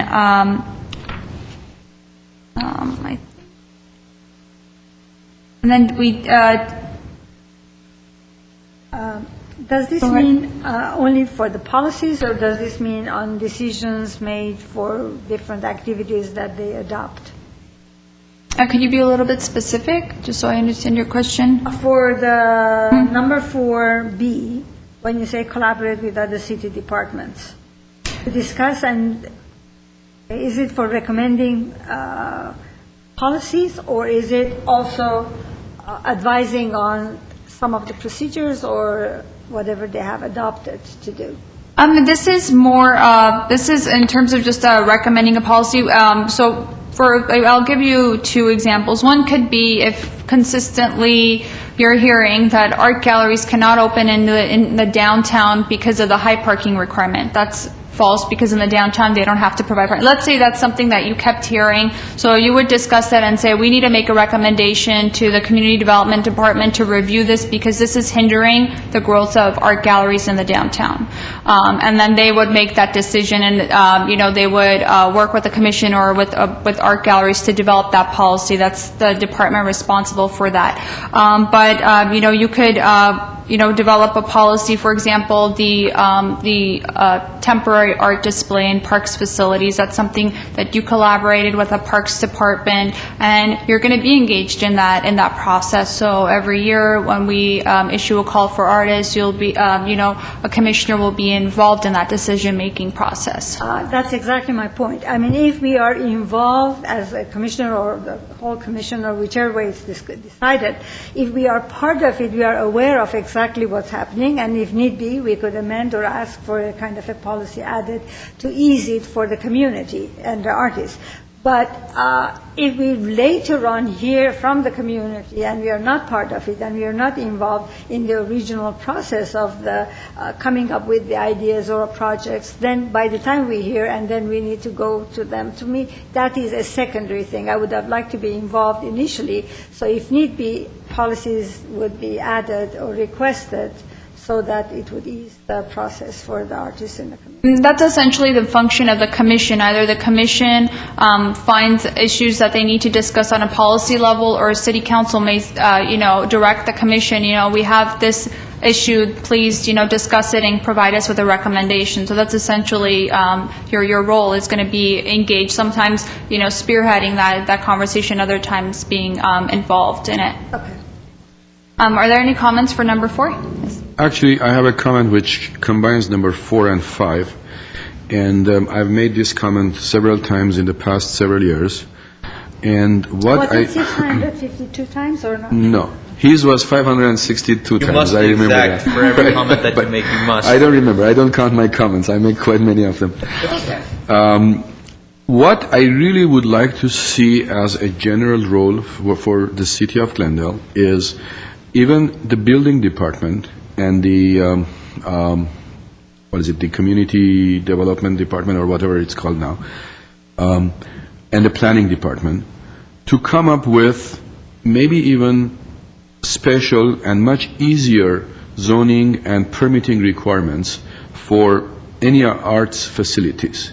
For instance, if a developer wants to come up and build an artist's colony, okay, I would like to see, just because it's an artist's colony, I would like to see that the building permit requirements and the building process requirements and the fees requirements are much more favorable and easier and faster and lower cost than the other, normal developments. So basically, we as a city, if we are really trying to encourage and support and promote arts, I think we should really go to that extent to encourage this. I remember very well that when Mr. Loomis was here, we reminisced the fact that on the downtown specific plan, we also brought arts in, and we gave developers some incentives to, let's say, have some art space in their high-rises. I would like to see that to be extended. Like on this creative corridor, if somebody comes in with a huge lot and want to, let's say, have an artist's live and work studio type residential units, I would like us to develop some kind of a policy and some kind of guidelines so that it will be much easier, so that the developers would look into it, and not only they will benefit on the costs and, the profits and whatever, but that will also benefit the arts and artistic community. Sure. I think there's a streamlined process for the creative corridor. I can forward you the staff report that kind of details some of the, the incentives that the city's providing to creative uses that come into the creative corridor. I'll just send you the staff report that details it. So there is some of that, and that's exactly what 401C is to discuss the policies that impact, whether it's a private development or a business, is, what are the costs? I mean, sometimes, we have to follow the state building code, even though we want to, change it. I understand that. Okay, I guess And take this off. let's ignore that. I understand that, but I'm not talking about that. You're right, I know and I'm aware of that, but what I'm saying is it has to be enhanced, it has to be kind of more, how would you say, it has to be So are you looking for more of like a Develop- robust, yes. a robust like incentive program for Yes. for arts business uses to come in? That's something that definitely that the commission can discuss. And we have, I think, a lot of policy discussions. I think so. The next year you're all going to have a lot of fun discussing all that. And that's one of the things that the commission can discuss in the coming months is what is the current process for an arts business to come in. We can do an audit of that and find out how we can streamline it, make it simpler or even cheaper. Basically, what I'm saying is, this goal number 5, advance the role of the arts and culture in city government, okay? I think we can reverse that also and say, how can the city government advance the role of arts and culture in the city? And again, with the first number 4, basically what I'm saying is we as a city should be able to put our money where our mouth is, as they say, and say, okay, fine. Since we want to promote art in any direction that we can, we are expanding this into also development of different projects and facilitating and easing up our requirements and maybe even developing new guidelines for arts facilities and studios for the arts, artists and, all that. So Okay. basically, I think we should get the building and the community development department involved in this. Okay. Actually, I think that GTV6 was trying to give us a hint. Either they're completely bored of watching us, or we really need to get moving here. So I think if there aren't additional comments on number 4, we can move into 5 and 6, and then I think there's maybe one other important area to discuss, and I'm hoping we can be done in 15 minutes. So were there any additional comments? I think for number 5 is just including as an objective is to identify, some permanent funding sources for the arts in Glendale, and that's something that we can definitely look at. So where are you going to include my recommendation on this, on the involvement of the city? That would be number 4. Under goal number 4 is how do we grow and support Glendale's identity as an innovative and creative community as part of the city taking an active approach in. I don't think there's any need to add that wording. I think it's already built into the process, and I think we're trying to reinvent the wheel and try to. Yeah. Okay. Yes, Mr. Grant. Sorry. Oh, I was just going to say, goal number 4, number 1C, I think does address the possibility and the potential for future discussion. Exactly what you're talking about. I mean, we can look at the wording and suggest something. I don't see this as tying our hands. As long as it's not tying our hands to anything, then I'm okay with it. It's not. and This is we can massage the words later for the next meeting. This is providing you the flexibility to do that. I mean, it does say, discuss policies that impact art and private development that include incentives, requirements, and/or funding mechanisms. So I would think that's... How about we do this? Can we It leave goes halfway to what I'm talking about. We're talking, I think, if I may, I think we're getting into a work plan discussion as opposed to an overall goal discussion. I think within the goal, your piece, which is really more of an implementation of a work plan, that's how I'm seeing it. I think so too. Because I hear, I mean, I completely agree, but I feel extremely comfortable that that's within this. I mean, we could add to the end of that statement, let's see, discuss policies that impact art and private development that include incentives, requirements, and/or funding mechanism for inclusions of arts and cultural spaces in private development with the goal of easing restrictions. It's. Well, maybe the wording, we are going to finalize this next meeting, correct? We're going to Maybe we can finalize... work out the wording on, meanwhile. Yeah, We're getting too specific at this Yeah, point. we kept it flexible because incentive could mean easing requirements. It could mean a lot of things. So this plan is flexible, and then when we have our policy discussions within our work plan, then we can get as specific as possible and have that conversation. As long as we know that on the next meeting, we are going to kind of bring these ideas to finalize, that's fine with me. We're going to bring in, and I know if I forget, you'll remind me, so. And I have a star right next to it. Okay, great, thank you. Next. Okay, so goal number 6, Another objective, encouraging public art programs and activities that support city identified or recognized cultural, social issues was something that was recommended. Sorry, can we go, Sorry? can we go back to number 5 for one second? Oh, yes, I'm sorry. One quick thing. What came up earlier, I think, was a discussion about advocacy within, which might be something we could add as an objective or as a strategy that I think it was just raised in a different discussion topic earlier in this meeting, but outward advocacy with regard to with government and like whether it has to do with the Americans for the Arts type of statistics, things like that we're bringing forth in an advocacy role. Excellent. Thank you. Okay. Thank you. Number 6.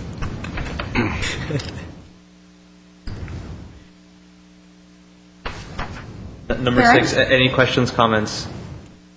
It looks like we're all good. All right. Okay.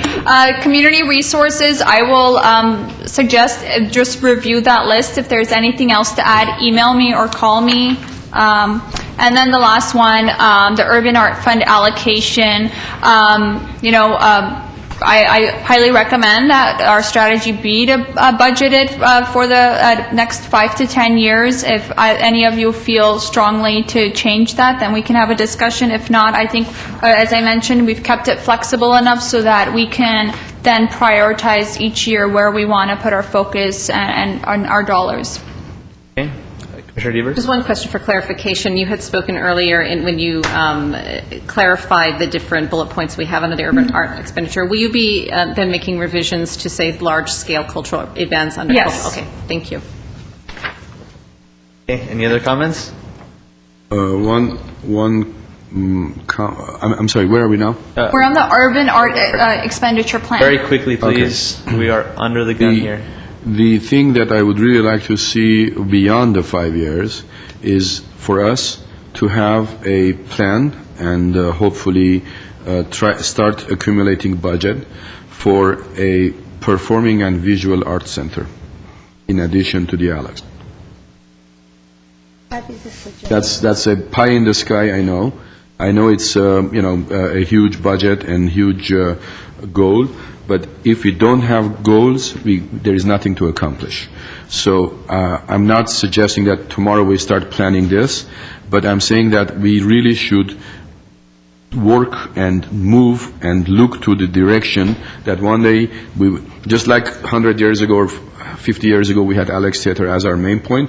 Alex is getting old, and the country is changing, the community is changing. Hopefully, one day we will have our much more modernized performing and visual and other art center.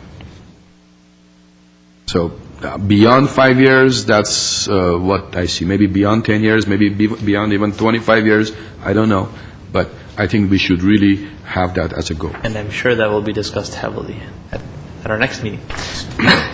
That concludes, obviously, my presentation portion. I appreciate all of your constructive comments and feedback. I think, we're almost there. So in January, hopefully, this will be a near final product, and then for us to present to the council. And as mentioned, we should encourage community members to come and to either review and provide feedback, or at least come to the dais and let us know if they support the plan.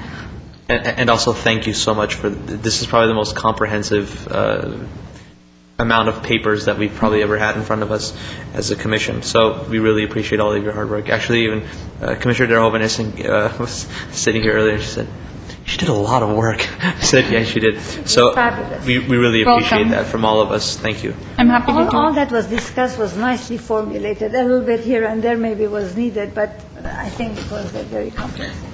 Okay. Next item, please. Item 6, Commission staff comments. Okay. Mr. Vartanian? Just a couple of updates. I'm sure two commissioners, Gregorian and Derhoven-Estian, will also want to provide an update, but since we're on the gun. Last Friday, the panel met to review all the nominations for the Diamond Awards, and they made their recommendations for the selection. So next month's meeting, we will provide just a quick update who those awardees are going to be, and then we can also discuss how we would like to formally recognize the artists and the arts organizations that have been selected. And then also, I'm still coordinating with Steve Martin, who's the city's risk manager, about the insurance options.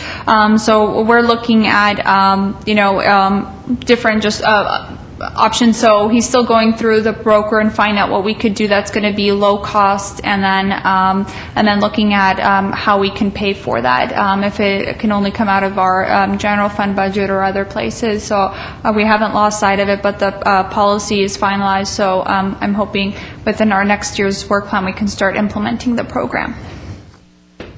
Wonderful. Any other comments? Remember to keep this brief. Commissioner Lee? Really brief. I wish everybody out there a happy holidays. Before a happy holiday, I would like to say I was very proud. We went to Commendation Gallery on December 14th, and there our Commissioner Gregorian was acknowledged, and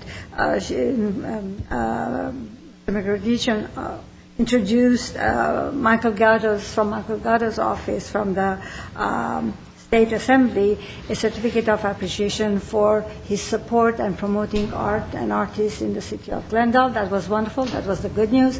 Now, the bad news is another organization like Joanne. I know people might think it's a fabric store, but it's a store that has so many beautiful knickknacks for art. It is an arts and crafts store in reality.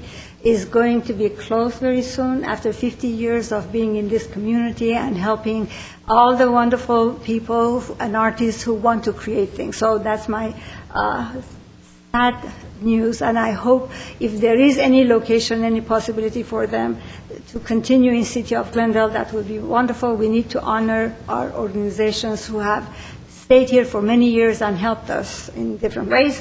After saying that, I want to say the same. Happy holidays, Merry Christmas, Happy Hanukkah, and all the wonderful, I wish you health and wealth and happiness. First of all, congratulations, Commissioner Gregorian. Well, that this is funny.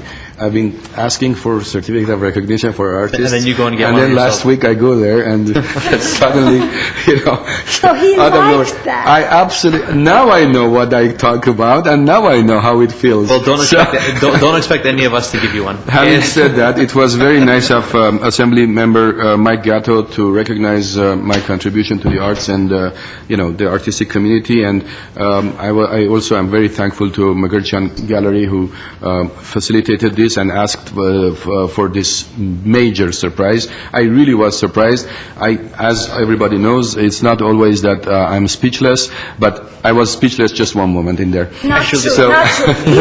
He said, I'm not prepared, well, I'm speechless, but he spoke for half an hour. And But I'll speak anyway. And the artist... It they wasn't said, half an "And you-" hour. And they said, and you were not prepared? So I was absolutely not prepared. Well, It we only have 5 minutes. It was incredibly surprising. I was speechless for a moment, but then I, thanked everybody for about 5-10 minutes, and yes, she's right. They made that comment. I said, you can never be speechless.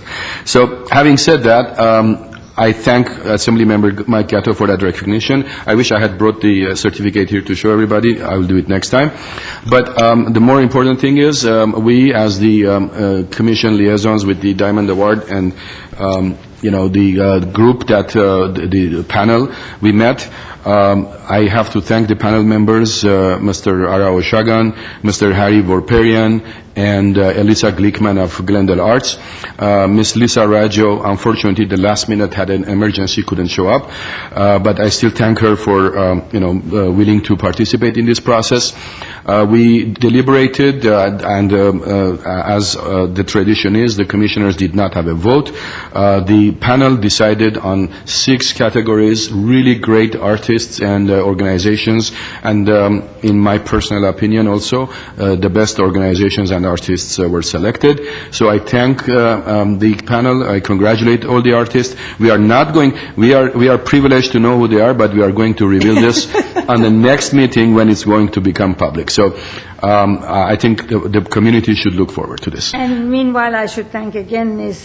Vartanyan because she organized it very well. She made all the contacts and also, yes, and With Yvonne's help. And Yvonne, that she did a fabulous job in getting everybody there on the time and on the same day. Thank you very much. It's amazing how Yvonne is always the most quiet and humble, but without her, there are many things that we cannot do. So thank you, Yvonne, and thank you, Annette, also. It's almost sounding like Thanksgiving, almost, Commissioner Thank you. Deaver. Well, we should be grateful for all the good things. I just want to welcome, we have a new gallery in the city, Subvecta Modus, which is open by appointment only, and also they have certainly openings for exhibitions and occasionally for the public, and you can find them on Facebook or subvectamodus.com. They're located at 518 West Garfield, but check the websites for actual opening times or by appointment only. Also, the Otis School of Art and Design commissions annually a report on the creative economy, which they have just released this month, and that is available probably through their website. I didn't double check on it, but I know it's available for download, and it gives a comprehensive view of where we are with arts and the economy, both for both businesses, arts, creative businesses, nonprofit organizations, individual artists that operate as independent businesses county-wide, and it's a very interesting study for those that are interested in the economic impact of the arts in Los Angeles and where it is going in future years as a projection. Where is it publicized? Otis School of Art and Design, I believe, Where do they have the research and the presentation? It was an invited event that was held at the new Google space, actually, which was very cool. I can send you, all of the commissioners, a link to how to access the information. They have a complete report, but also an executive summary that's graphically beautiful. I mean, they have the best graphic designers that do these beautiful presentations. So I'll send you the link so you can review all the information. That would be great. Actually, before I begin speaking, I would like to, and I doubt that any of my colleagues would object, but I would like to adjourn today's meeting in the memory of the victims in Connecticut. And actually, I'm an avid newsreader, and I was reading different articles about the events, and actually, someone said that he played the gunman, that he played video games, and I was thinking and I was reflecting about that and how I spend my time, and I recall, and I'm not sure if one of my mentors said this to me or if I'm just creating it in my own head, but the idea of being artful. One of my mentors said, "Be artful," and I thought, what is that? And it's not only about art as a physical representation, but it's about taking time and care and dedication towards something. And when society becomes a scary place when individuals don't have that. And we forget that we are human at the end of the day, which is why for as much as we all take our position seriously here on the dais, that to have a little bit of fun is completely human, and to laugh is human. So, which is why I joke and jest all the time. So, having said that, I kind of want that idea to be artful. I want that all to linger kind of over the holiday season, as we are still thankful for all that we do have as human beings, for society, for our world, for jobs or what have you. There's always things to be thankful for, not to forget any of those. And could I say something? What you said is so touching, because be artful. If you are involved with art, life sometimes could be a lonely place. But with art, that fills any space in your heart and mind and soul in a very creative manner, and could protect you from a lot of different things that could happen around. Can you imagine what would have happened that instead of playing video games, he would have played the piano? Absolutely, and it's even more meaningful to think about that.